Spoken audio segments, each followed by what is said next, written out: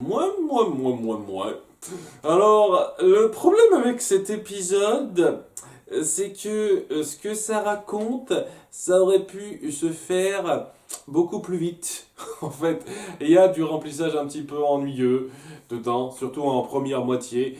Et là, le premier demi-épisode, c'est le plus flagrant à ce niveau-là. Parce que voilà, ce qui se passe, c'est que, tandis que Star est en train de faire son petit truc dans son coin et elle s'ennuie dans sa chambre à s'occuper de Glossaric. Apparemment, c'est ça sa fonction royale pour le moment, s'occuper de Glossaric, le bébé, semble-t-il.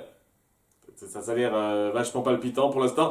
Et elle euh, est abordée par Ponyhead qui se la joue. Ouais, je dois pas te dire un secret, mais je viens quand même devant toi en transpirant à haute goutte, histoire de pas du tout être suspecte. Je suis vraiment pas fan de Ponyhead, sérieusement, c'est complètement... en tout cas, voilà, elle finit par lui annoncer que Tom a prévu de faire une espèce de séance de démoncisme. Ils appellent ça démoncisme. En VO, je sais pas comment ils disent, je pense qu'ils doivent dire simplement exorcisme. Ce qui est beaucoup plus intelligent parce que l'exorcisme, c'est déjà pour se débarrasser de démons à l'intérieur de soi. Donc, c'est complètement con, quoi, d'appeler ça démoncisme. Sérieusement, ils ont pas arrêté de dire démoncisme durant tout l'épisode en VO. Je me dis, qu'est-ce que c'est que cette connerie, quoi? En tout cas, voilà, Tom prévoit de faire une séance pour se faire retirer les démons à l'intérieur de lui. Parce que, bon, c'est un truc qu'on apprend là, c'est ces démons-là, en particulier des petits démons qu'il y a à l'intérieur de lui, et qui font en sorte qu'il a cette espèce de rage permanente en lui. Donc c'est pas quelque chose de personnel, c'est pas un trait de caractère précis, c'est il est né comme ça, c'est une sorte de maladie génétique plus ou moins. Ce qui est pas super clair parce que sa mère donnait pas trop l'impression de souffrir de ça le peu de temps qu'on l'a vu, mais à nouveau c'est un personnage gag, elle réapparaîtra pas, on l'explorera pas particulièrement, le personnage de sa mère, donc je sais pas, c'est un petit peu facile pour moi, c'est un peu facile quoi. En tout cas, ouais quoi, il a demandé à Ponyhead de ne pas le dire à Star, donc bien entendu, elle lui dit, et Ponyhead voudra y aller pour l'empêcher de faire ça parce qu'elle trouve que c'est un peu grave. Et donc on va avoir toute une intro de 6 minutes qui sert à que dalle. Non mais vraiment, ça sert à que dalle quoi. Il y a Ponyhead qui parlera. Ah, peut-être que je connais un moyen de savoir où ça se trouve via un de mes ex, qui est donc une espèce de d'hippocampe, hein, d'hippocampe géant quoi. Ils viennent le voir. Il se souvient plus d'elle pour une raison qui est pas super claire parce que ouais il est complètement différent de ce qu'il était avant. Avant c'était un espèce de hard rocker, là maintenant c'est un vendeur de magasin quoi. Il, il a l'air de pas la connaître du tout, comme s'il avait je sais pas, on lui avait lavé le cerveau. Sans doute, il y a un gag là-dedans, j'ai pas très bien compris le délire quoi. Mais bon quoi, et elle en fait des caisses, Pognette, c'est censé être le gag par rapport à ça. Il se souvient pas de moi, ça me fait de la peine tout ça. Ok. Très bien. Et tout ça pour qu'elles arrivent à avoir un plan de façon à ce que Ponyhead fasse une fois de plus son show en faisant distraction auprès de tous les espèces de cultistes, entre guillemets, qui s'apprêtent à faire cette espèce d'exorcisme. Ouais, je veux plus dire démoncisme, c'est stupide. Et pour que Star puisse s'infiltrer dans la tente de Tom pour parler de lui, de ça avec lui, quoi. Et vous auriez pu virer toutes ces conneries-là et juste passer au moment où Star arrive dans cette tente pour lui dire ah j'ai appris ce que t'as fait, tu comptes faire ça, je suis pas d'accord. Ça aurait été pareil, ça aurait même été beaucoup plus fort, mais il fallait tenir 10 minutes. Donc ouais il a fallu qu'on fourre toutes ces petites conneries sans intérêt où les gens doivent passer pour des cons parce que voilà Ponyhead qui essaye de s'infiltrer chez eux, évidemment que c'est ultra visible mais personne ne s'en rend compte évidemment parce que les gens sont cons, tout ça ce genre de délire c'est stupide. Voilà, c'était de la grosse perte de temps bien grasse. Et c'est vraiment dommage parce que le reste, c'est pas mal. Les 4 dernières minutes, elles passent très bien. Mais voilà, les 6 premières minutes, voilà. En tout cas, voilà, Tom dit que c'est vraiment un choix qu'il a fait hein, et qu'il est vraiment prêt à aller jusqu'au bout parce qu'il veut se débarrasser de cette colère qui le ronge et qu'il n'arrive pas bien à gérer, sachant que je me pose quand même quelques petites questions, quoi. Il n'a pas voulu que Star soit présente, mais il n'a pas non plus voulu que son coach de vie, qui l'aidait à se calmer, soit présent non plus. C'est un peu bizarre parce qu'on le voyait quand même dans l'intro de cette saison 3, quoi. Donc, je me disais qu'il aurait un petit rôle, mais non, on le voit pas. Ses parents non plus sont pas aussi pour cette séance d'exorcisme. Sa mère ou son père, non, personne n'est là, quoi. C'est juste des cultistes. Et c'est un milieu fermé, faut que personne y assiste, apparemment. Semble-t-il. En tout cas, voilà, Star, elle est pas contente qu'il renie un petit peu qui il est, en prenant la voie facile, sachant que, bon, j'appelle difficilement ça la voie facile, s'il y a vraiment des démons en lui précis et pas juste dans une façon de parler, quoi. Donc, je vois pas en quoi elle lui en veut vraiment de vouloir se débarrasser de ça. Mais bon, apparemment, c'est censé représenter une partie de sa personnalité donc contre laquelle il a lutté pendant un petit moment et il semblait quand même aller mieux dans la saison 2 quand on le voyait, même si c'était pas forcément sous les meilleurs jours à deux trois moments, ça montrait quand même qu'il semblait aller mieux, qu'il se calmait par rapport à ça, mais au bout du compte non. Non, apparemment, il arrive vraiment pas à gérer sa colère. Son coach de vie a rien pu faire, au bout du compte, c'est râpé. Et ses efforts, il en a marre, quoi. J'en sais rien, c'est un petit peu ce que ça renvoie, ce truc, hein, sans vouloir être vexant. En tout cas, voilà quoi, Star, elle veut pas assister à ça, donc elle se barre en étant énervée que Tom veuille se renier un petit peu. Et donc on a la séance d'exorcisme qui se passe mal l'espace d'un moment, histoire de rallonger une fois de plus l'épisode. Ça a l'air de mal se goupiller, peut-être qu'il va pas réussir à traverser cette épreuve, mais Star revient pour le calmer un petit peu dans un moment assez mignon. Et après ça, il se réveille et l'exorcisme s'est finalement bien passé, avec donc un de ces petits démons qui a été sorti de son corps. Et il a l'air content, Tom, en disant ouais super, je vais plus m'énerver. Non, non, attendez, il y en a des centaines comme ça dans votre corps, hein. Attendez-vous à ce que cette session elle dure 13 ans, hein, jusqu'à ce que vous soyez débarrassé de toute rage induite par démon, tout ça. Parce que voilà, une fois de plus, ça pouvait pas être juste un trait de personnalité, quelque chose qui est difficile à contrôler comme ça, il faut que ce soit démon. À nouveau, c'est un peu facile, mais c'est pour amener ce qui va se passer à la fin, où Star lui dit que quand même l'effort que tu fais pour te calmer, te battre contre cette rage, c'est quand même très fort, ça vaut quelque chose, et tu fais des progrès, ça le rassure, ils finissent par partir ensemble, sans s'en rendre compte, ils se tiennent la main, et on sent qu'il y a un début de réconciliation de couple dans l'air. Donc, est-ce que ça sera bien géré par la suite? Parce que j'ai un petit peu peur de ce genre de truc. Surtout quand je vois l'épisode suivant, où on va repartir sur ce côté triangle amoureux, où il sera jaloux, il sera énervé face à Marco par la suite. Et où Star pourra pas laisser filer le truc, etc. Le côté romance de cette histoire n'est pas une mauvaise chose. Qu'on inclue de la romance dans l'histoire, c'est pas mal du tout. Si ça doit être l'un des éléments vraiment principaux des conflits en cours, ça risque d'être un petit peu gênant si ça s'étale un petit peu trop, quoi. Donc on verra. Si c'est bien géré par la suite, on verra. En tout cas, voilà, les dernières minutes, ça allait. Le reste était du remplissage chiant et sans intérêt. Mais les dernières minutes, c'était cool. C'était cool pour mettre en avant cette relation qui a réavancé entre Star et Tom. Et honnêtement, je vous cache pas que on aurait pu prendre la première moitié de l'épisode précédent et cette moitié d'épisode là, et les mettre ensemble, prendre tout ce qui est intéressant, tout ce qui a de l'importance et qui n'est pas stupide dedans, et mettre ça ensemble, et ça aurait fait un demi-épisode tout à fait acceptable en soi, hein, et sans passer par ces pertes de temps. Bon, mais malheureusement, il y a des pertes de temps, et c'est typique de la série, hein, ce genre de gag, quoi. Pas plus, pas fan, quoi. Que voulez-vous, que voulez-vous. Et le second segment, c'est le même principe. Il y a une intro qui est chiante, et quand on finit par partir sur autre chose que le gag à la con, et qu'on essaye de vraiment adresser quelque chose dans l'évolution du personnage, ça va. Donc voilà, le demi-épisode commence avec Marco, donc sur Terre, qui a une espèce de nostalgie de là d'où il vient, donc de Muni et des aventures qu'il y a vécues, et donc il n'arrive pas à lâcher sa cape, il ne parle que de ça, il n'arrête pas de se vanter de ce qu'il fait. Il y a sa mère qui vient le voir en disant, tu sais, tu me rappelles beaucoup la fille croissant. Parce que voilà, j'ai connu une fille qui a voyagé en France pendant un petit moment et en revenant, elle n'arrêtait pas de parler comme ça en mode oh c'était tellement meilleur là-bas, etc., etc. Je ne pense qu'à ça, avec toujours ce même accent en disant oui, on ne dit pas croissant, on dit croissant. Mais alors juste un truc, c'est un détail. En tant que Français, je trouve ça un petit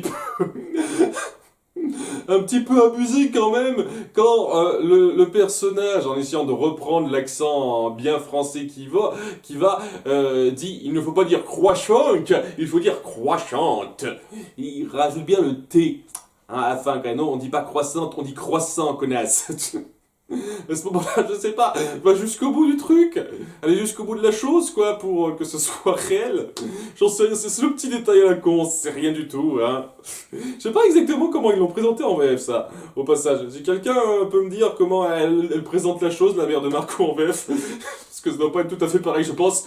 En tout cas, ouais, quoi, elle lui dit de façon plus ou moins directe, qu'il commence un petit peu à devenir comme cette fille, qui est en fait elle, quoi, elle parle d'elle lorsqu'elle était plus jeune. Donc il dit, ah non, non, c'est pas moi, et puis donc on va voir des illustrations à la con, où il se vantera bêtement de ce qu'il a fait tout le temps devant ses potes, Alfonso et Ferguson, ça les gonflera. Et il se vantera devant son sensei qui essaiera de la jouer cool comme lui parce que c'est une merde. À nouveau, hein, sérieusement, ça me gonfle qu'on se sente encore là-dessus. Mais bon, la fin de l'épisode semble quand même insinuer qu'on va plus trop le revoir. Pareil pour Ferguson et Alfonso, j'ai l'impression que c'est un peu leur au revoir à ceux-là. Et donc, il y a ce sensei quoi, qui essaye de se la jouer cool. Tu vois, moi aussi j'ai une cape en prenant une espèce de serviette parce qu'il est stupide, il sait même pas faire ça. Il peut même pas s'acheter une cape lui-même. Et donc, il y a Marco qui lui dit, oh, vous savez, mais moi j'ai mérité cette cape, pas vous, hein, en essayant d'être tout très sympathique. Je veux dire, sérieusement, il n'y a pas de gants à prendre avec ce con-là, quoi. Hein. S'il sent insulté, honnêtement, il n'y a pas de quoi avoir de la peine pour lui, honnêtement. Mais bon, ça rend pas Marco particulièrement attachant non plus, quoi, parce que voilà, il dit, ouais, mais vous savez, moi j'ai mérité cette cape, j'ai aidé à sauver Muni, non. Ah non, mais juste un truc par rapport à ça, quoi. T'as aidé à que dalle, mec. T'as essayé de participer, c'est bien, mais t'as aidé à que dalle. C'est Star qui a fait tout le boulot, et ta contribution était totalement sans incidence.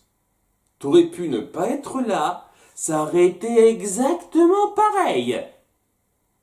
Dites-moi un truc qu'il a fait qui a contribué un tant soit peu à la résolution du problème, parce que je ne vois pas un seul petit truc dans ce qu'il a fait qui a aidé à ça. Donc ouais, le fait de se vanter d'avoir un peu aidé à sauver Muni, il peut un peu se le ravaler ça, hein, il peut un petit peu se le ravaler. Hein.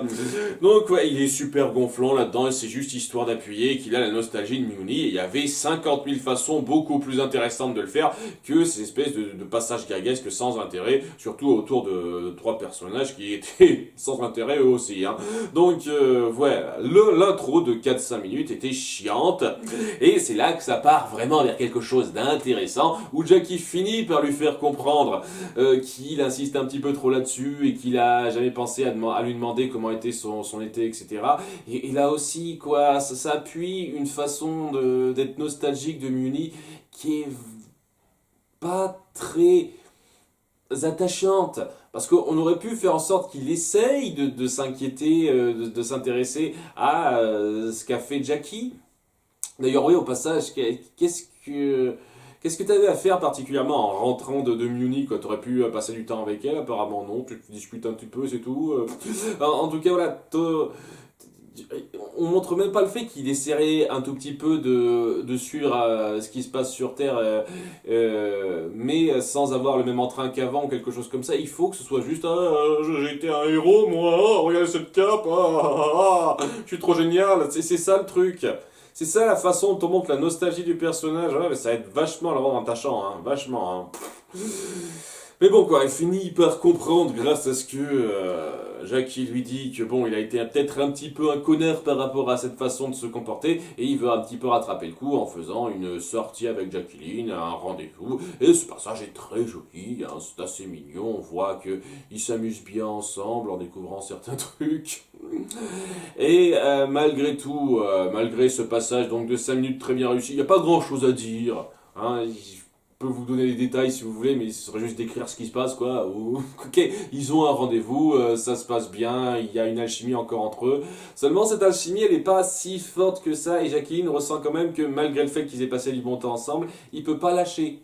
Cette espèce de souvenir de Muni. Donc elle lui concède qu'il devrait ne pas trop s'en détourner et penser vraiment à ce qui l'attire vraiment, quoi, le fait qu'il a sa meilleure amie là-bas et qu'il se sent plus à sa place maintenant à Muni, à vivre des aventures palpitantes et qu'elle est prête à l'attendre ou un truc comme ça. J'avoue que c'est pas super clair si ils ont rompu ou pas en fait.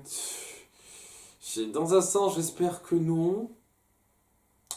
Mais vous voyez la façon dont il le prend, ça donne un petit peu l'impression qu'elle est prête à le laisser partir parce qu'elle sait ce qui est important pour lui. Et donc, est-ce qu'ils sont prêts plus à avoir une relation longue distance où ils se verront pas, où c'est plus sûr pour eux, ou est-ce que c'est carrément on est plus ensemble parce que je sens bien que ton bonheur parfait tu pourras pas avoir en restant avec moi. Ça c'est pas super clair dans la mise en scène je trouve, mais ça reste très joli dans un sens comme dans l'autre.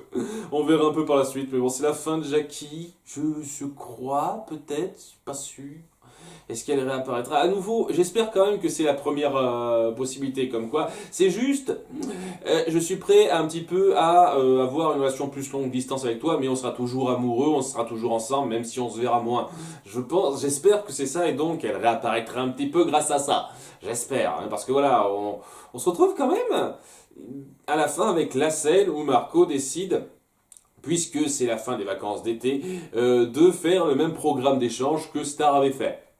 Hein, en faisant un truc complètement con au passage. Il a juste pris le formulaire de Star Butterfly donc qu'elle avait au tout premier épisode de la saison 1 et il a barré son nom et il a mis le sien. Ouais, je pense pas que ce soit recevable légalement ce genre de conneries. Mais bon, à nouveau, hein, comment ça marche sur Muni, je suis sûr qu'ils accepteraient. Hein, ils acceptent tout et n'importe quoi, tant que ça peut arranger le scénario. Hein. Donc, voilà, c'est un petit peu bizarre, mais bon, c'est là qui fait rapidement, et je dis bien rapidement, ses adieux aux quelques personnages qu'on a mis en avant, et vraiment pas tout le monde, quoi. Quoi, c'est Ferguson et Alfonso, rapidement, et donc son sensei. Un sensei toujours aussi débile. Et ça me donne peut-être le léger espoir que, étant donné que c'est des au revoir, que ce sera terminé pour qu'on le verra plus celui-là. S'il vous plaît, ce serait cool, ce serait cool. Il y a Jenna qui lui file une carte.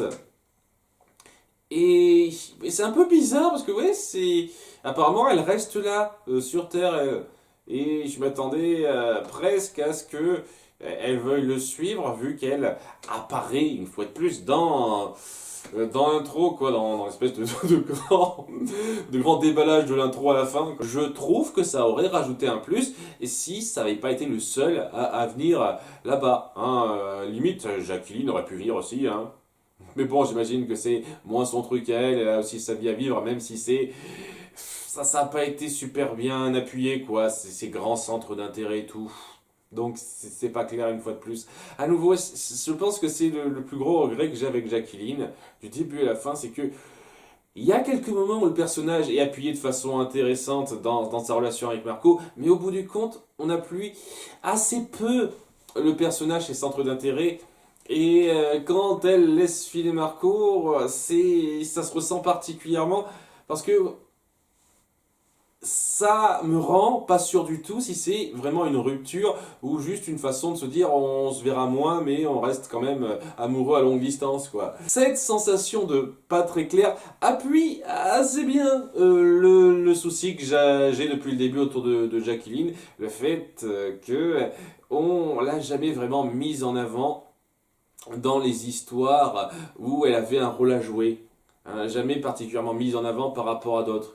Alors qu'il y a eu énormément de cas où on mettait un peu plus en avant certains personnages. Je veux dire, merde, Ferguson a été mis en avant de façon super appuyée dans un épisode, ce gros con, et vraiment sans intérêt. Sensei a été mise en avant de façon appuyée dans un épisode. Là, Jacqueline, quand elle est mise en avant, c'est juste pour montrer que ça avance bien entre elle et Marco. Mais jamais on la met en avant individuellement, en fait. C'est. Ce qui fait que, ouais, ces au revoir pseudo-adieu, je sais pas trop, une fois de plus, ça n'a pas autant d'impact que ça le devrait. Si le personnage avait vraiment été appuyé, plus appuyé. Je trouve, je trouve. C'est histoire de dire pourquoi c'est pas aussi fort que ça le devrait, mais ça reste quand même suffisamment acceptable. Je veux dire, toute la partie autour de Marco et Jackie, c'est ce qui aide à élever cet épisode, ce demi-épisode, au-dessus du moyen, quoi. Il est correct pas mal grâce à Marco et Jackie, hein, surtout ça. Parce que ouais, tout le monde laisse filer Marco assez vite, dans des moments de revoir censés être déchirants, mais qui valent pas grand-chose personnellement. Hein. Ferguson et Alfonso et Sensei, honnêtement, ses parents, ils sont super rapides pour dire ah, il va nous manquer un petit peu, mais c'est bien pour lui. Voilà, une fois de plus, parents laxistes qui, ouais, c'est bien pour lui, tant mieux, quoi. Et voilà, ces au revoir n'ont pas de poids du tout. Alors qu'avec Jacqueline, il y avait quelque chose, c'était pas aussi fort que ça pourrait, je pense, mais il y avait au moins quelque chose qui se ressentait bien, quoi. Enfin voilà, il est parti sur Muni pour faire son curriculum, son année scolaire là-bas, ce coup-ci, dans un programme d'échange inversé. Et voilà, j'ai un petit peu peur, comme je l'ai dit par rapport au premier demi-épisode, qu'il y ait cette espèce de clash en retrouvant Tom et Star ensemble, s'ils finissent ensemble. Peut-être que ce moment où ils se sont tenus la main, ça signifie pas grand-chose pour l'instant et elle n'est pas toujours encore prête à aller plus loin que ça, c'est pas impossible aussi. Bon, j'espère que ça ne viendra pas des tensions trop chiantes entre ces trois-là. Pour l'instant, vous avez plutôt bien géré ça dans les premières saisons, donc je vais être relativement confiant là-dessus. Je garde un petit doute, mais je vais être un peu confiant là-dessus quand même. Sinon, voilà, les choses qui sont amenées sont intéressantes, très intéressantes. Le développement de la relation entre Tom et Star, moi je trouve que ça passe bien. Et la décision de Marco de partir sur Muni parce que s'il trouve qu'il a plus sa place là-bas, c'est bien aussi, ça me plaît beaucoup. Du remplissage un peu chiant malheureusement, qui occupe une moitié importante de l'épisode. Et je sais pas, une espèce de manque de développement, que ce soit au sein même de cet épisode ou par rapport à avant, qui m'empêche de considérer ça comme aussi fort que ça le devrait dans le premier demi-épisode comme dans le second, je trouve. Ça reste pas mal par rapport à cette deuxième moitié, mais ça aurait pu être meilleur, c'est ce que je ressens. Ça dit voilà, ça amène donc ce nouveau statu quo, cette nouvelle année scolaire qui promet. Et ouais, pour l'instant, on n'a pas eu grand chose de très poussé maintenant que Toffee est mort et que ouais, Eclipse est là, j'imagine que ça va être elle la menace principale ou au centre de quelque chose qui est en lien avec la menace principale. Et espérons que Marco s'incruste bien là-dedans. Par contre, bien entendu, je suis sûr qu'il n'a pas du tout prévenu qui que ce soit par rapport à cette décision avant de venir sur Muni. Ça va être la surprise, je sens. Mais peut-être pas. Ah, on verra pour l'épisode suivant. À bientôt pour l'épisode 7 ou 8, je ne sais plus. Bye.